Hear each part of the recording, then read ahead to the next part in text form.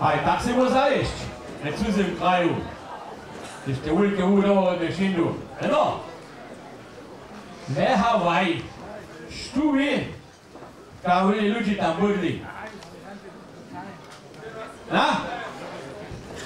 Dajme tam jednu kobasu, jo, proste tam zádej na pojedli, jedne minuto, jo, ešte čo tam, jo, dajme kobasu, okej. No, ja si na ličbu spočeť. Kahuli. Osnače. Kahuli. Ne co Havaj, nic na ti kúpi, ale co? Kúpa Havaj, obstejí ze 8 vodných kúpov. A pomaugiš do cu.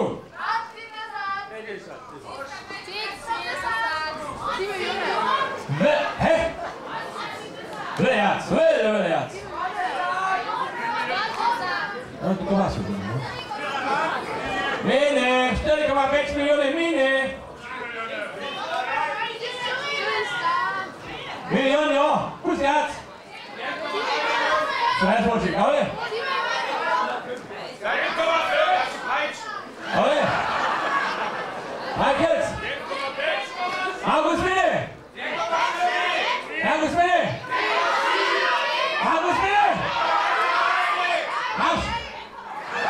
Hej, 1,2 milióny! Aj, to jo. Vidíte, naši piráča sú šili 18 štuk a sú šiviezli sobu na tých ich jadolinky. Pod skladze kujže muž a kujža žena tej sony. No, sony. Krásne žony, najrenšie sú sobu šiviezli. Jedite, či oni ešte ostanú až príchodne hutohu tu a potom zase ich čom odjedzie v kopšine. Oni přenocia nekýžo 2 noce v novej domovni. Ja sa nové leto otevřila, also 2. januára. Kopšine nová domovňa. Boskonovak má domovňu odčinenú.